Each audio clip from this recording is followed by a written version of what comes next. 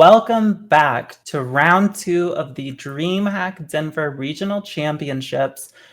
This round we have Jason Chan on Golgari Yawgmoth versus Derek Finsk, who's going to be on Rakdos Evoke. Now these are some classic modern decks over the last few months. Mason, what are your thoughts?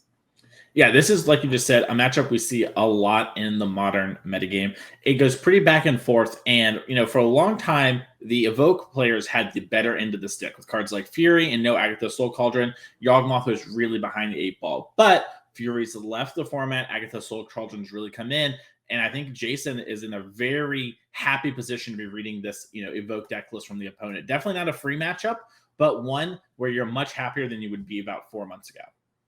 Yeah, absolutely. So we're seeing a pretty standard Golgari Yawgmoth list from Jason Chan here. Just a lot of really great cards. I mean, this deck is so powerful, and it feels like with good reason that we're seeing so much of it in the meta share of this weekend. But we're going to look at Derek Finsk's Rakdos Evoke deck here.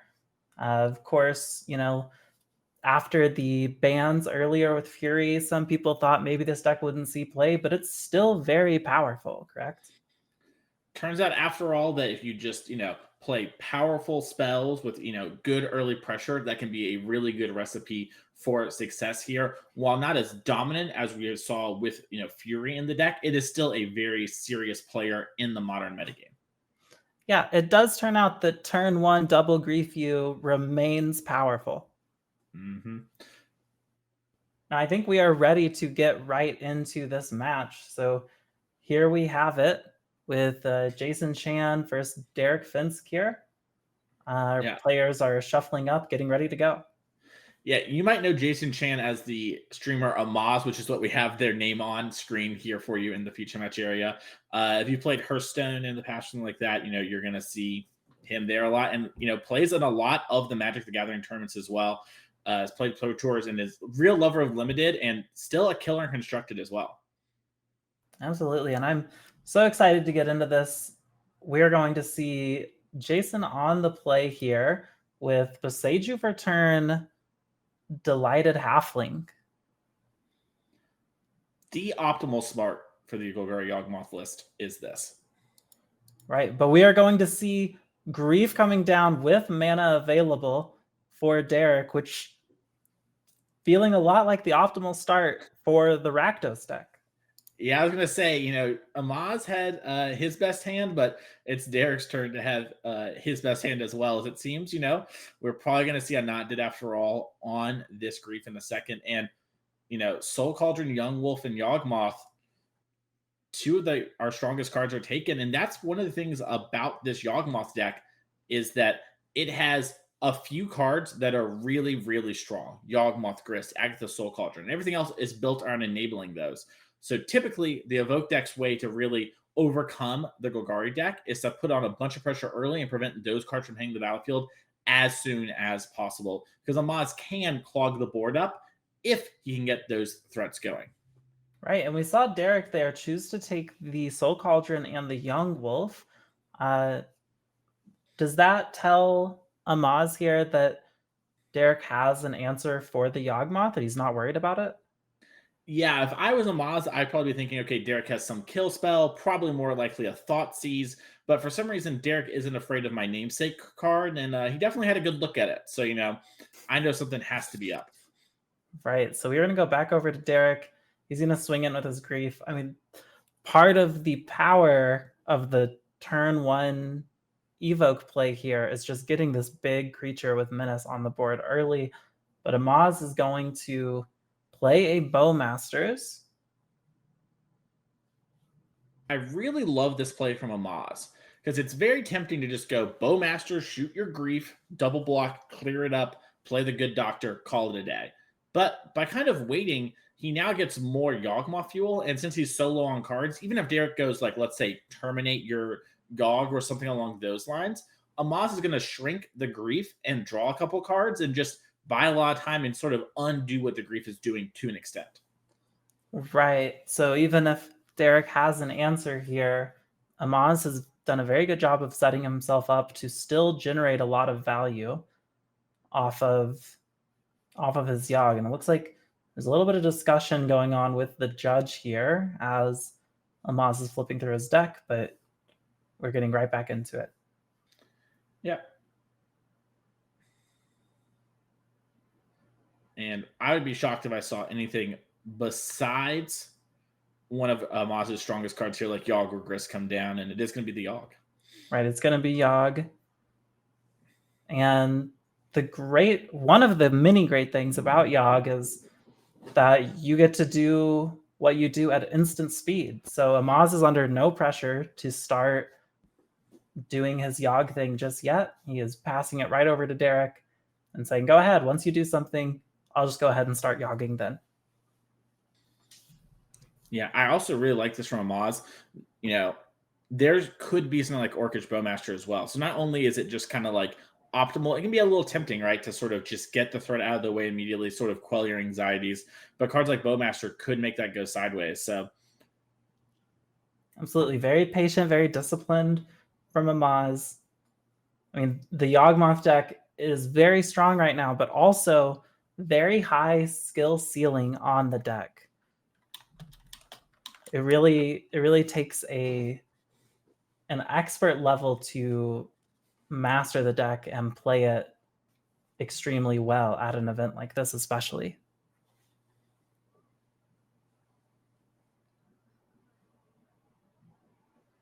And it looks like we are going to see a bit of patience and discipline from Derek as well, who was going to play a land and pass back over to Amaz. yeah, very interesting. You know, if you're Amaz, once again, you know something is up because the Yogg didn't get taken, right? So you know there's got to be something that's coming to kill this Yawgmoth, and it really becomes about, okay, how do I navigate the game around this potential removal spell or interaction of some sort from Derek? Right, and it looks like Amaz is going to fetch out a Dryad Arbor, which is more fuel for the Yogg Fire. Just a great creature to be able to fetch. And it looks like he's going to go ahead and start comboing off. He's going to sack the Orcish Bowmaster's token to the Yawgmoth, put a -1/-1 counter on the Grief. And looks like no response from Derek as of yet.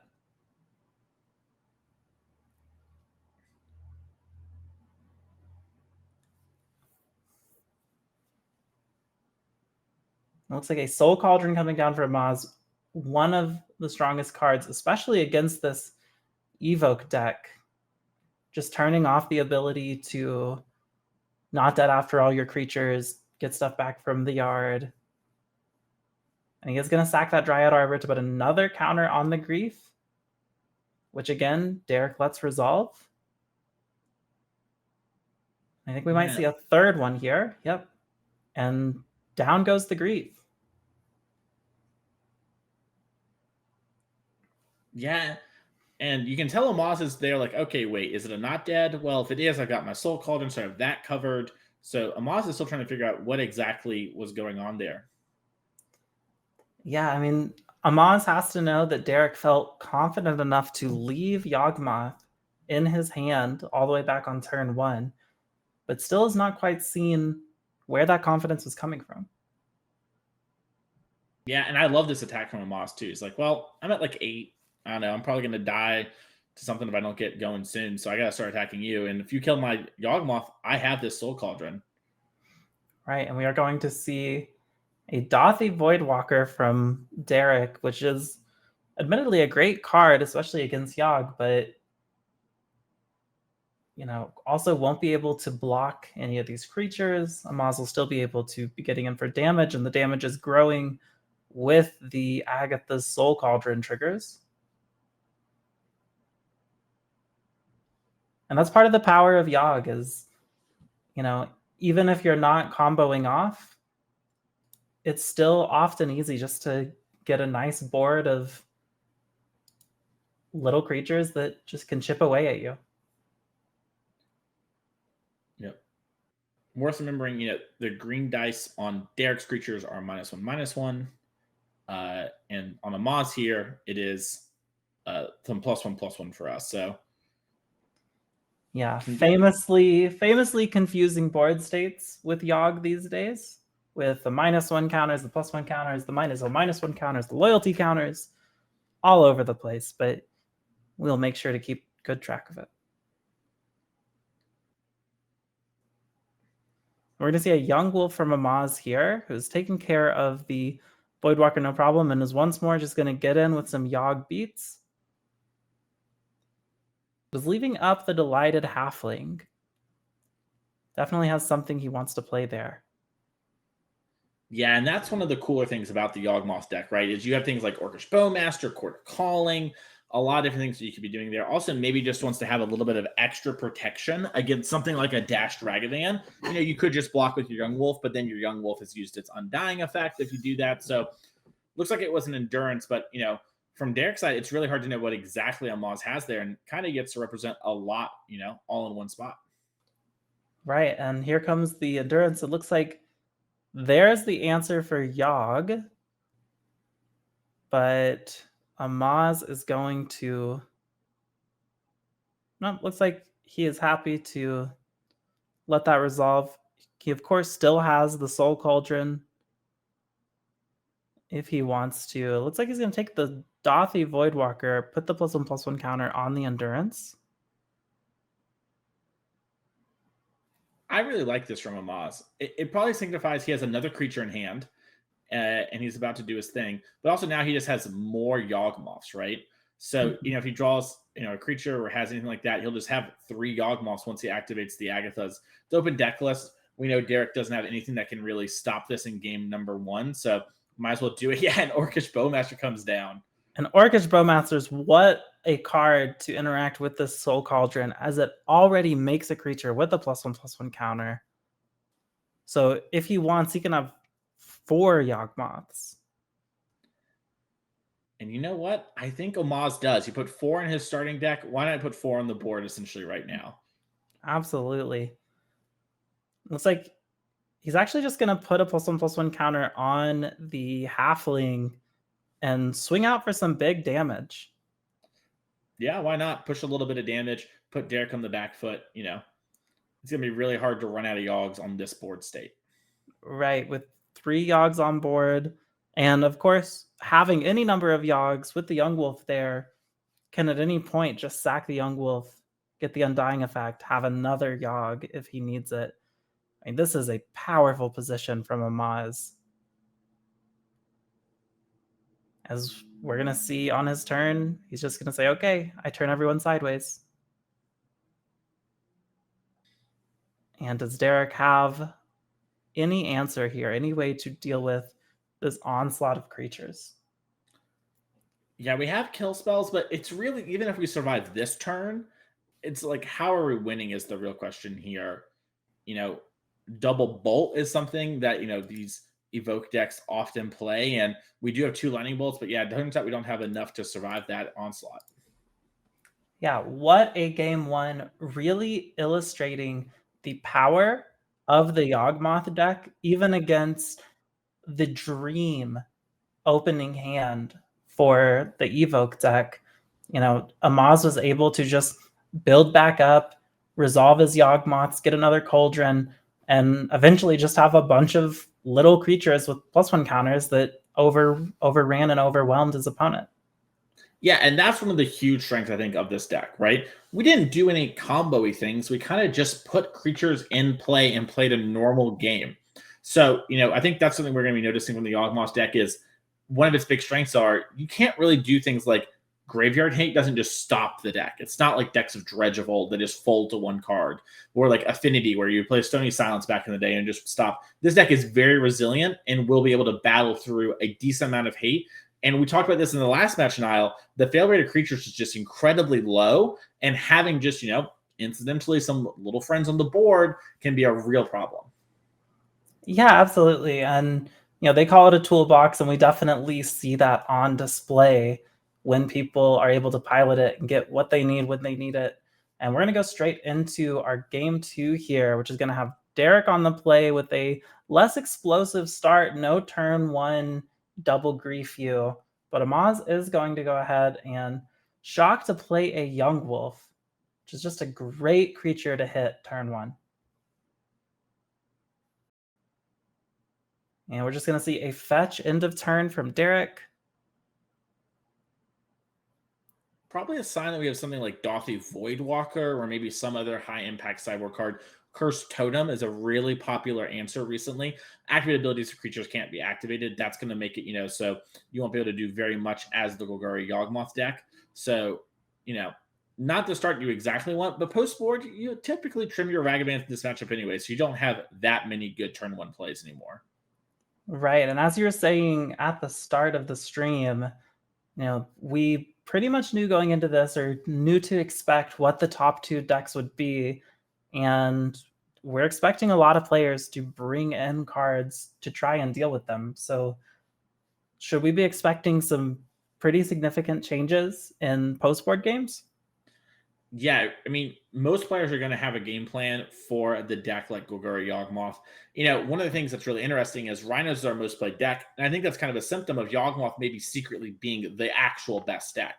It's so good, and Rhinos is very good and right up there with it. But the fact that it has a good Yawgmoth matchup kind of is a knock-on effect, right? It's like, hey, Yawgmoth's actually the best, but because it's the best, Rhinos becomes the best, if that makes sense. And players have to have cards for this Golgari Yawgmoth deck, or they will suffer in the matchup. Yeah, we're going to see Amaz fetch Shock, get a Wall of Roots down, go ahead and get a Haywire Might from the Wall of Roots mana. Just able to do so much so early with this deck, but Dauthi Voidwalker for Derek is going to present a bit of a problem if he wants to do any of his graveyard things. It looks like we are going to start being a little more specific with dice, maybe. But we've got a -0, -1 on the Wall of Roots and a void counter on that fetch land. So Derek going to attack him with the Dauthi.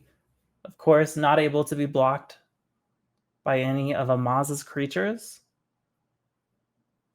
Very interested to see if he's going to have a play on his turn here, or if he's just going to pass it to Amaz. Looks like he's thinking pretty hard about it. I love Derek's play so far when it comes to not giving anything away, and it's very just stoic the entire game. When we're ahead, when we're behind, we had turn 1 grief. We looked the same when we were getting attacked for lethal, not giving anything up to Amaz. Yeah, very, very impressive, very disciplined. Clearly the mark of a player who has been here before and is no stranger to competitive Magic.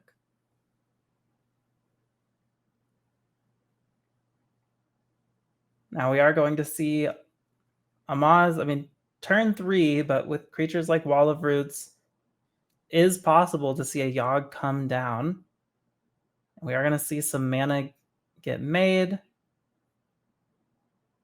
And a Delighted Halfling. And he's just going to say go. So this looks a lot like a pretty suspiciously like a Court of Calling play for Amaz. And Derek is going to play Bowmasters, which very interesting because right now that Wall of Roots has already activated its mana ability this turn. If Amaz wants to chord right now, he's going to be down a mana, but also if he lets this resolve and Derek kills one of these creatures, he's still going to be down a mana when he goes to chord on Derek's turn. Yeah, and I like this from Derek. Hitting the Haywire Might to prevent that Court of Calling, forcing Amaz to have something.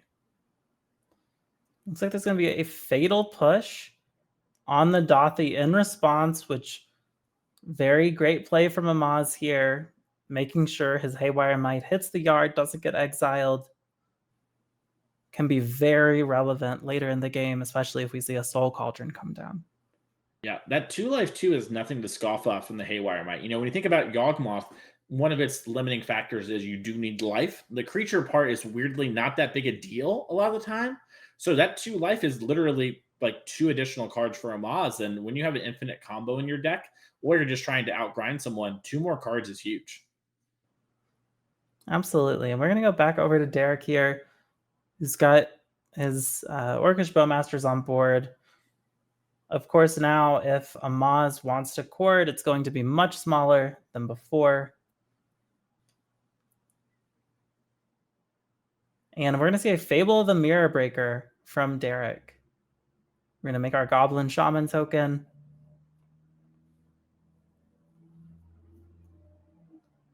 And I think we're just going to pass to Amaz. Looks like he's doing some table math here.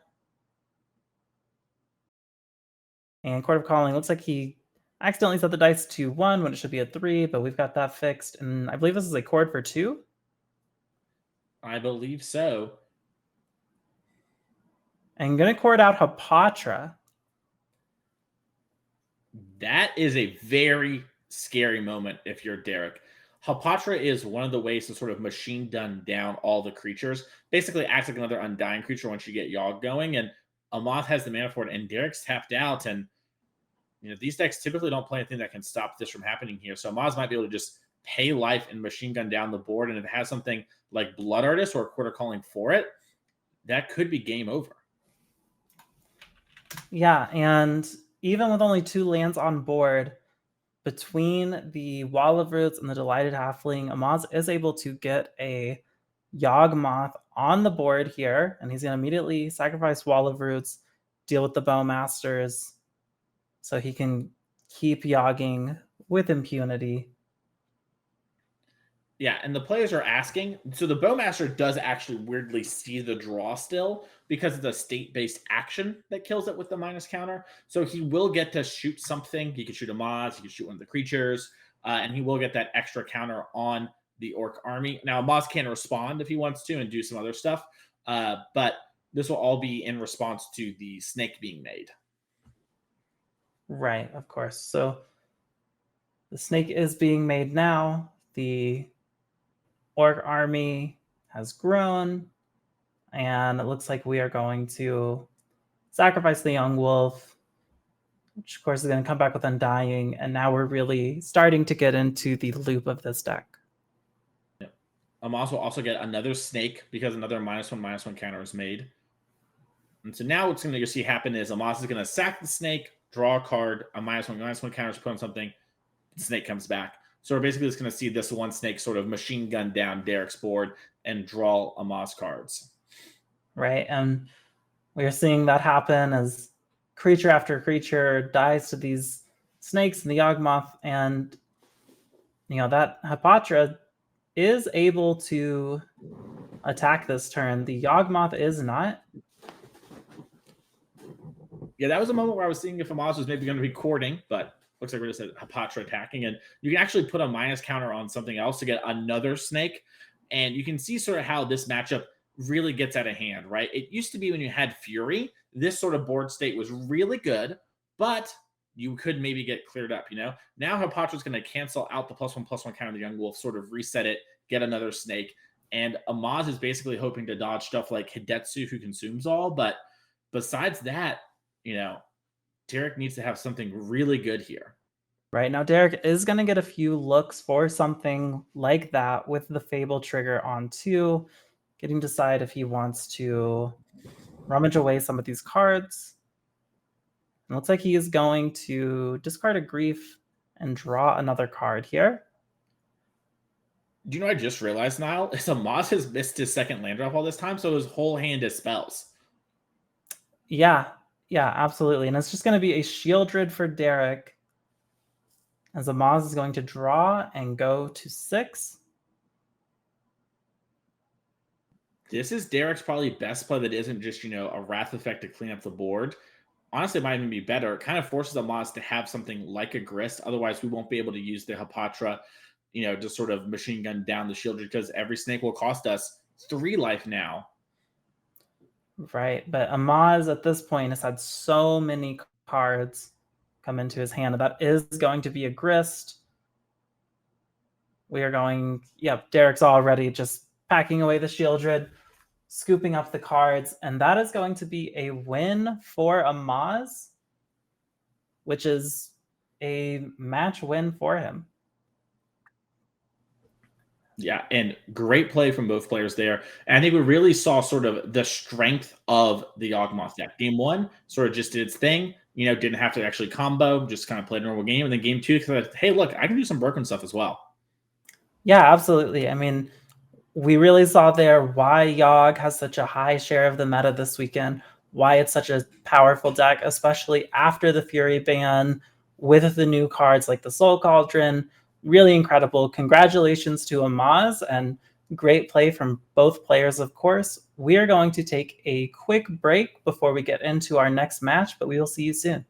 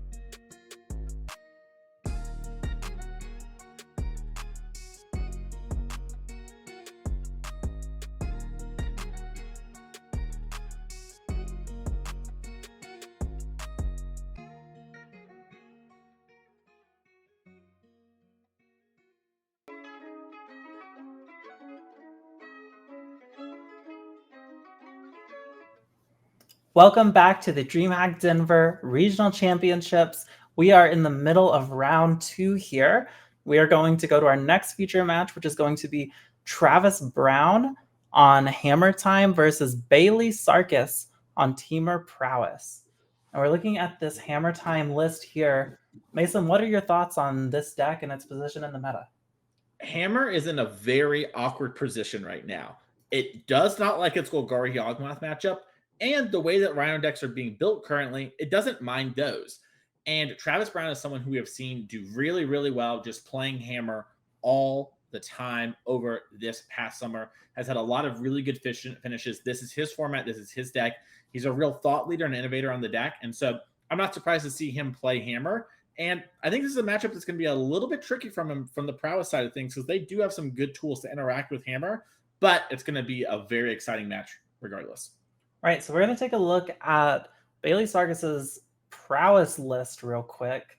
And prowess, I mean, obviously a very, very strong deck, very interactive deck. What are your thoughts about it, sort of overall? Yeah, I don't actually hate Prowess's position. For a while there was a deck that kind of wasn't super well positioned, I think, but recently just has a good clock. And one thing that a lot of the top decks struggle with is actually getting their life total pressure before they can do their thing. We talked about like the 5-color Rhinos deck earlier today.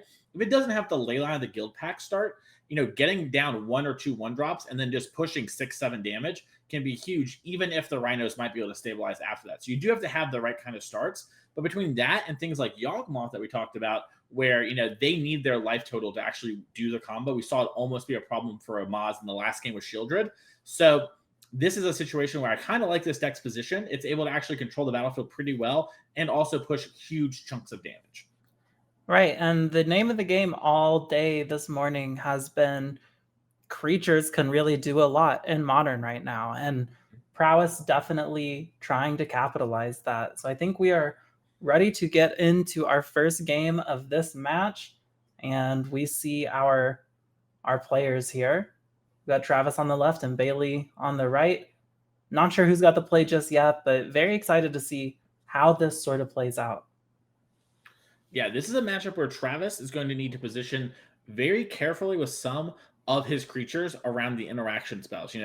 Things like Esper Sentinel, if you try and suit those up with a hammer or an Inkmoth Nexus, they're going to be live targets for that Lava Dart in a way that something, like a Stoneforge Mystic is going to be a little bit easier to maybe go for. So some of the fast kills that Travis can produce might not be going for in the traditional way.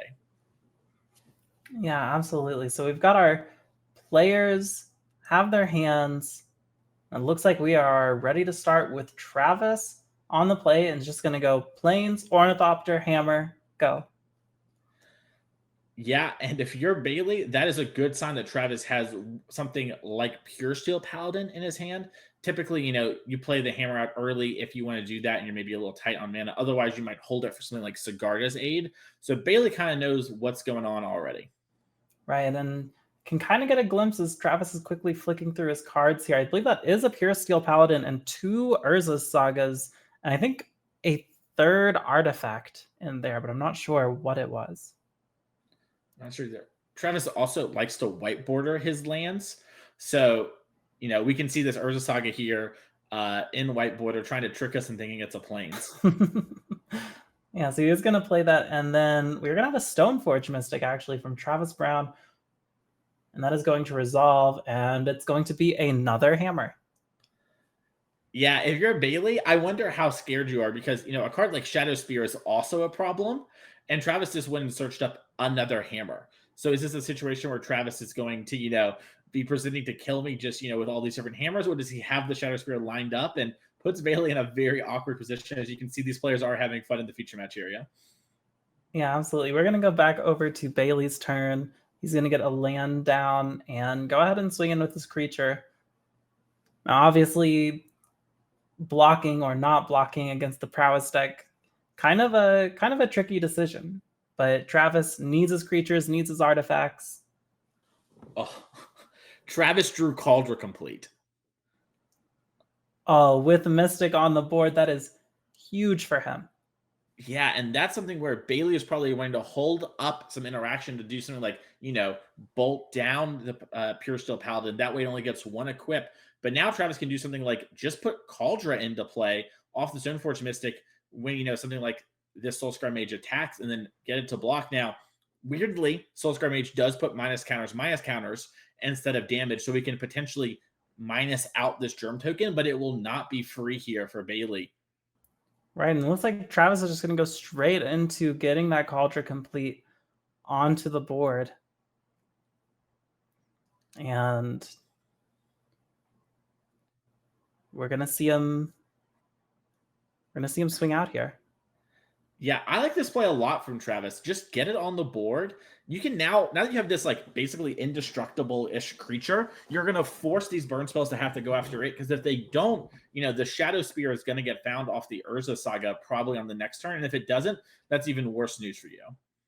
Right, and there comes down the second hammer that Travis fetched last turn. And we're going to have Bailey already down to 12 life. And when your opponent has multiple sagas, multiple hammers, Pure Steel Paladin, I mean, it's a little bit just the dream draw for Travis, right?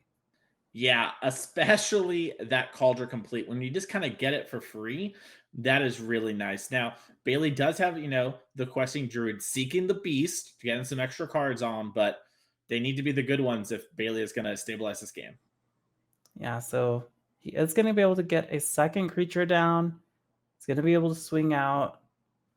And this time, looks like Travis might be fine just saying, yeah, I'll give up the Ornithopter for this. Yeah, a lot changes once you get your big Cauldron play. Yeah, it looks like Travis a little bummed to have his dog picture replaced with a germ token, but we are going to have that Ornithopter block. And it looks like Bailey is just considering what he wants to do from here after fetching.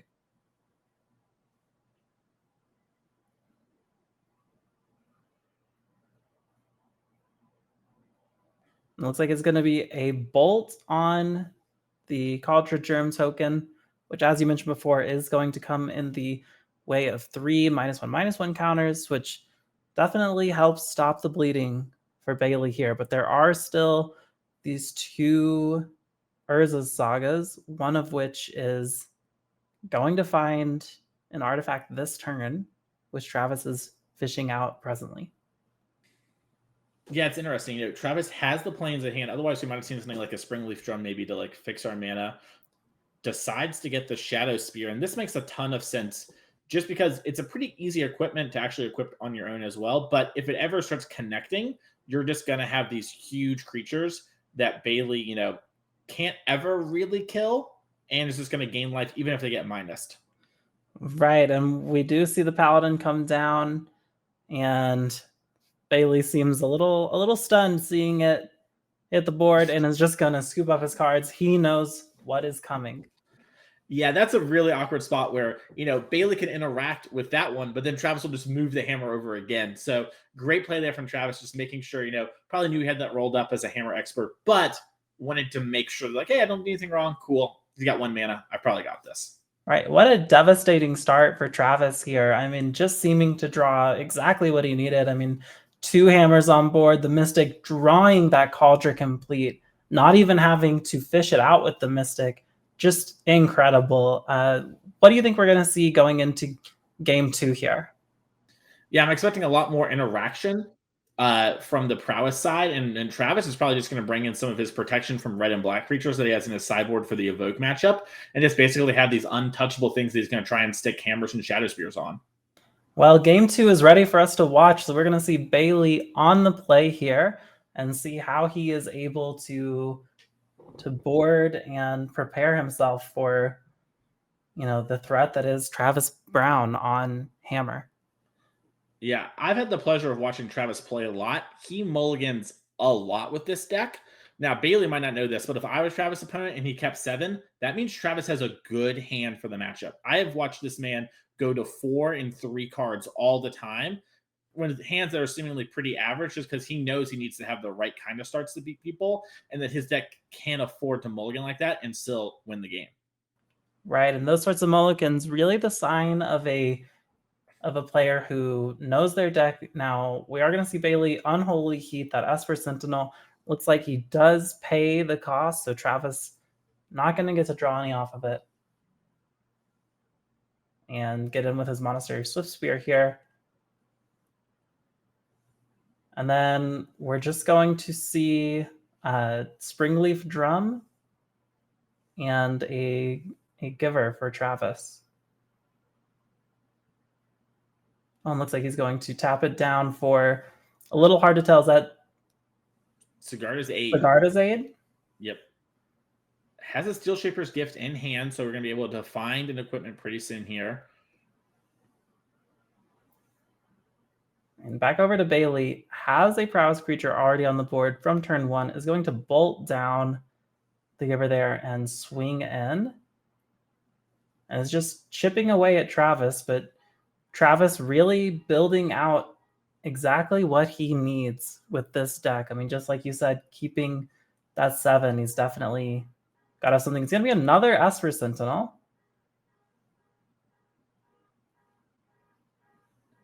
Yeah, and we're seeing Travis here get the hammer probably off this Steel Shaper's Gift and just going to put it into play on the Esper Sentinel. So now every single spell is going to cost Bailey a card, or I should say give Travis a card, excuse me. But it's also going to be a thing where you're going to need to have one of your actual hate cards if you're going to want to make some headway here, because this is an 11/11. Yeah, that is a scary creature for Travis to have this early in the game, and just really shows like what hammer can do when it gets the pieces it needs. Mm-hmm. I liked Bailey's play a lot the turn before, just immediately killing the Giver of Runes. But, unfortunately didn't seem to have much to hold up there, and Travis kind of was able to pounce on the opportunity. And now we're in a bit of an awkward position until we draw one of our abilities to destroy these artifacts. Yeah, and he's going to swing, and we're just going to see a little chump block here from Bailey. Doesn't want to take a ton of damage just yet. Is going to send that Questing Druid on an adventure, seek the beast. Of course, Travis is going to draw a card. Bailey does not have the 11 or whatever to pay for it. We're going to see a Swift Sphere and an Unholy Heat.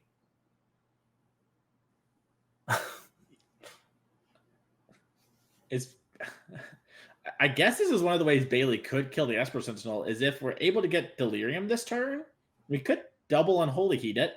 It's not a good look, but it's a look that can play. It is a look that can play. He's going to go ahead and play that Questing Druid, play the Swift Spear, which is, of course, going to give a counter to the Druid. Very powerful card, very great addition to decks like these.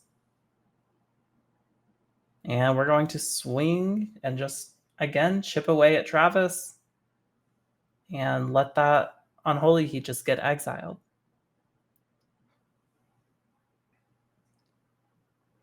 Yeah, and I like this attack from Bailey. You might be really tempted to hold everything back, but you've got to start chipping away and hope that Travis basically has nothing and just hits you for 11, and then you fire back with a bunch of spells and kill Travis in a single turn. All right, now Stoneforge Mystic gonna hit the board, gonna find a Shadow Spear for Travis.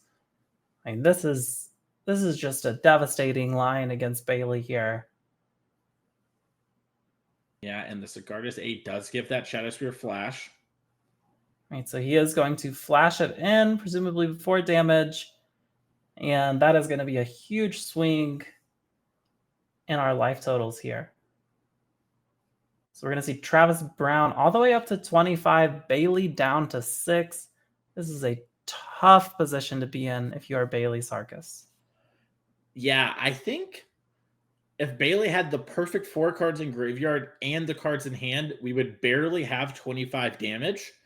But Travis also has the Solitude, so that if we can try and set up, some sort of gang block in order to not die to the trample, Travis can just, cast that Solitude and finish off Bailey. So, Bailey in a really tough spot here. Needs to have their perfect cards. Yeah, and Travis is going to go ahead and swing with his giant Esper Sentinel. And Bailey seeing just how tough it is going to be to get out of this one. You also have to wonder, why did Travis bolt himself? If you're Bailey, it's like, what's going on? It's like, oh, it has to be Solitude. It's open deck list. Is he baiting me? Can I afford to play around it? Right, absolutely. So we're going to see a dart here. It's going to trigger the Sentinel. Get a Surveil from the DRC as well.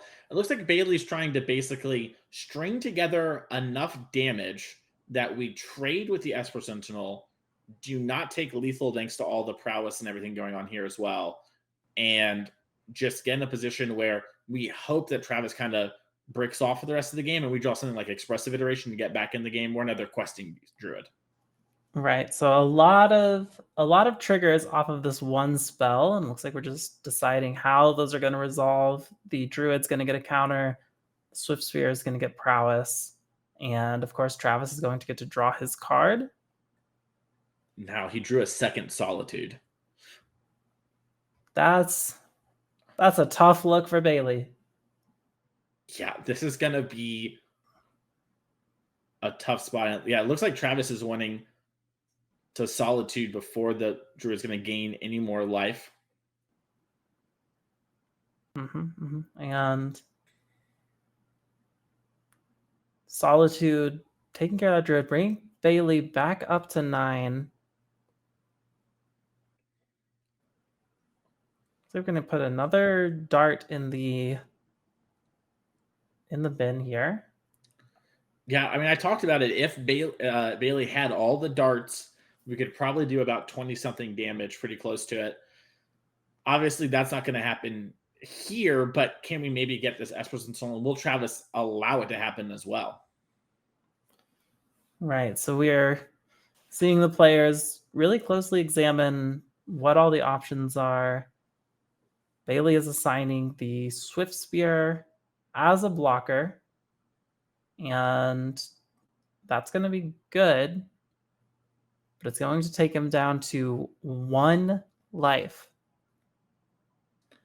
I like this play a lot from Travis. You could have like evoked your Solitude, tried to push, but he'll just Lava Dart and maybe gain the prowess anyway. So congratulations to Travis Brown winning 2-0 over prowess. Right, and I think, Mason, this is a really great example of how a format like Modern really incentivize being a expert at your deck and knowing the ins and outs of your lines and how your cards play. I mean, as you've mentioned, Travis has played a lot of Hammer, and his expertise in that really shone through there. Yeah, listen, 12% of the room is your worst matchup, but that's not unwinnable. You can dodge a lot of that, and you have losses to give. You can still lose like 2 matches and make our top 8 very easily. So Travis is just hoping, to win the other ones and hoping his expertise with Hammer will shine through. And so far, he's on path. That he is, and we're actually going to hear from him right now in a player interview with Travis, which we are going to cut to.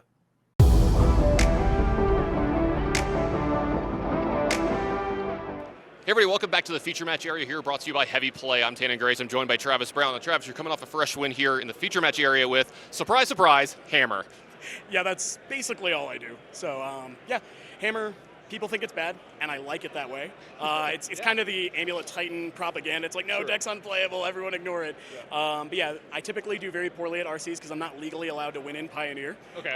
But yeah, Hammer's my jam. I love it. I have a ton of fun with it, and you always have time for snacks between rounds. So That's a real plus. Now, your list hasn't really changed much in the main, except for the fact that, like, versus other Hammer decks, you're really lean when it comes to your equipment. Yeah. So my philosophy around Hammer, especially game 1, is your whole upside is you get to kill people very quickly and threaten it at basically all times. And so, yeah, the only equipment are the 4 Colossus Hammers, the Shadow Spear, which you absolutely need, and the Cauldra, because it provides an alternate plan. So if I go Stoneforge, even if I don't get Cauldra, people knowing it, I have Cauldra, means Stoneforge has to die, or they will, most of the time. So yeah, the idea is just kill your opponent, and then you don't need to worry about being smart. Speaking of being smart, let's talk about this sideboard you got here. You got 4 Solitudes in the side. We haven't seen that too often. Yeah, so Solitude was the big innovation that I quote-unquote made. I basically copied the Shining Shoal Humans list, and I played it because that deck was rad. And then I was like, what if we put 4 Amaria's Calls in, and then we would have these extra white cards to pitch? And so Solitude helps a lot of your matchups, like your Yawgmoth matchup. Clearing a Yawgmoth lets you then go for the kill. Your Titan matchup, obviously, because they cast this card called Titan, and you get to kill it. It's also just a card that you reasonably get to hard cast a lot of times, and surprisingly, recently, the best thing it does is against Living End. They grief you, you Solitude, pitch your white card. They have to take the white card you left in your hand, so they take your Pure Seal, and then Solitude comes back, eats another thing. That's pretty good. We saw Solitude be pretty good in that feature match just now, too. That was pretty good against that deck. Yeah, it's also just like, surprise, MH2 Elemental is like generically powerful. Yeah. So that's kind of where I'm at on Solitude. Well, you're doing pretty well so far this weekend. You're legally allowed to win in this format, apparently, so best of luck the rest of the weekend. Thank you so much. You have a good one. The RFG Deckbox Max has modern premium construction techniques